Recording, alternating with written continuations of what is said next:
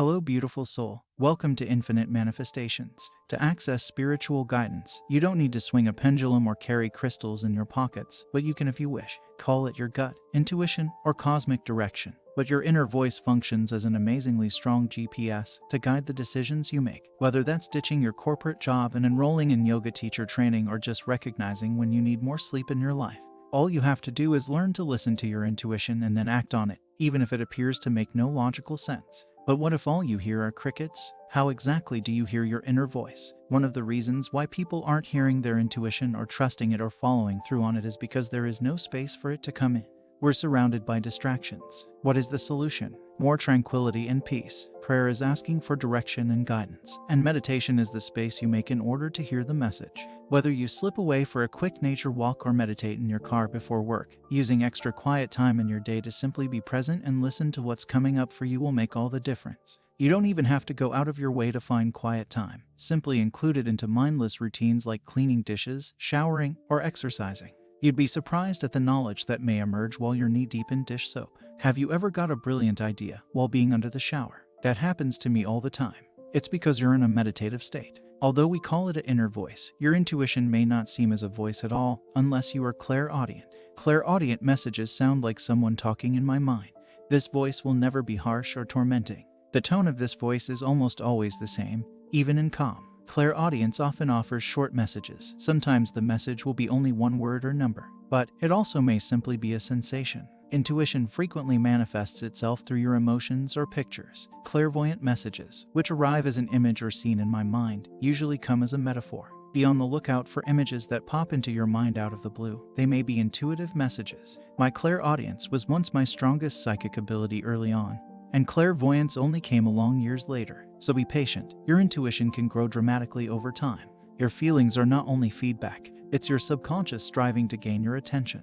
So, when feelings arise, don't dismiss them or feel terrible about them. Instead, attempt to figure out what the feeling is trying to tell you. You can also communicate with the feeling. Clairsentient messages come through as a feeling, and clairsentience is the most common of the four clairs. Gut instincts, being able to read the emotions of others, or sensing the collective energy of a room all fall under this umbrella. Pay attention to any physical feelings, such as stomach difficulties, a persistent cough, a headache, or exhaustion. All of these might be signs that your inner guiding system is trying to communicate with you. My throat will often feel tight briefly during a session if the client's throat chakra, which is how we express ourselves and our emotions, is closed off. Whenever you get a strong intuitive feeling about something, write it down in a journal. Over the next weeks or months, you will realize how many clairsentient messages you get from your intuition.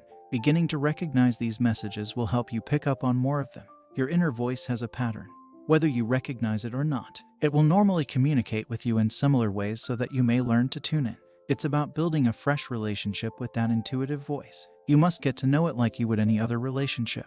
You must recognize the way it sounds and what it says. To strengthen your intuitive power, look back on your life and collect some intuition data, if you will. Consider how your intuition has appeared for you in the past by recalling a time when you felt it was necessary to do something for no particular reason. Perhaps you had an inner knowing that you shouldn't go to a party and afterwards discovered that some drama occurred. Or perhaps you got a gut instinct not to work with a specific individual and ignored it, resulting in a major headache. If I get to know a new person, I always get a very special gut feeling if I should include this person into my life or not.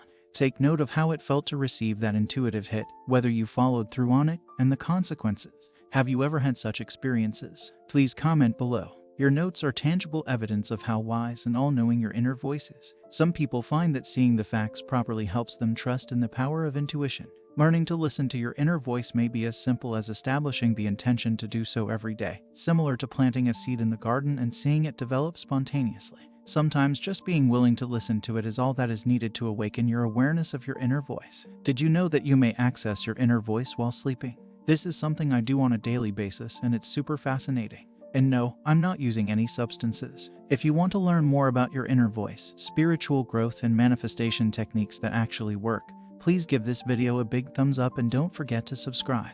Many of us are so conditioned to go immediately to our heads when we need answers. In our heads, it makes more sense to make a decision or pick our life path logically rather than going with our gut and what seems right. The issue is that there are so many voices in our heads that it's tough to tell which one is our intuition or inner voice. Your mind, fear, and intuition are all vying for your attention. This chatter causes confusion and stops us from doing what our inner voice instructs us to do. When making a choice, try to pay attention to the very first answer or idea that comes through. That is normally your inner voice speaking before your head has had a chance to absorb it. If you need to make a decision right now but don't know what to do, try a simple breathwork practice. Simply inhale for 4 counts via your nose.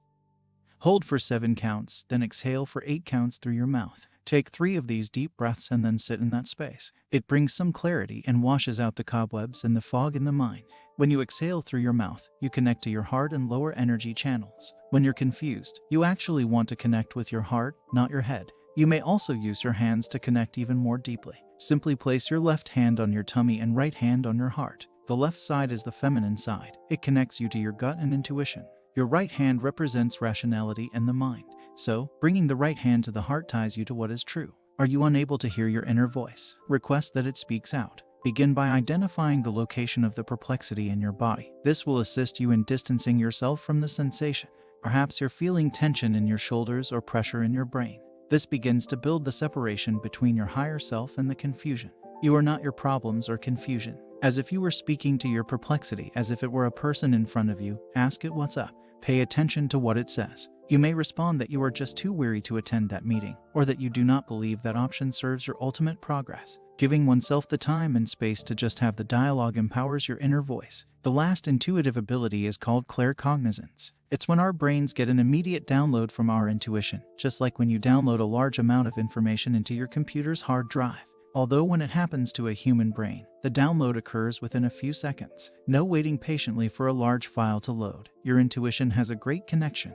To cultivate claircognizance, the next time your rational brain is puzzled by something, whether it's your boss' intentions or the quickest method to get your afternoon tasks done, ask your intuition for the solution through claircognizance. Your intuition is constantly listening and has some incredible solutions for you. In summary, learning to listen to your intuition requires effort, just like strengthening a muscle, but the benefits will be substantial. Intuition is a gift, but one that we all possess. Don't be shy or intimidated about getting more in touch with yours. Practice tuning in and trusting for better results. A huge part in my routine is meditation. Meditation can give you a sense of calm, peace, and balance that can benefit both your emotional well-being and your overall health. You can also use it to relax and cope with stress by refocusing your attention on something calming. Meditation can help you learn to stay centered and keep inner peace. After a while, your inner voice will get stronger and stronger. No matter how your intuition speaks to you, it is essentially your inner voice is perceiving, discerning, distilling, and communicating information in advance of you needing it. In all that you do, allowing your inner voice to guide you can help you show up as the best version of yourself. It will help you fully discern your wisdom, guidance, and direction, and there's nothing more potent or powerful than trusting yourself and confidently following your truth. Be open to receive, and I hope to see you in my future. If you like this video, please give it a thumbs up and don't forget to subscribe.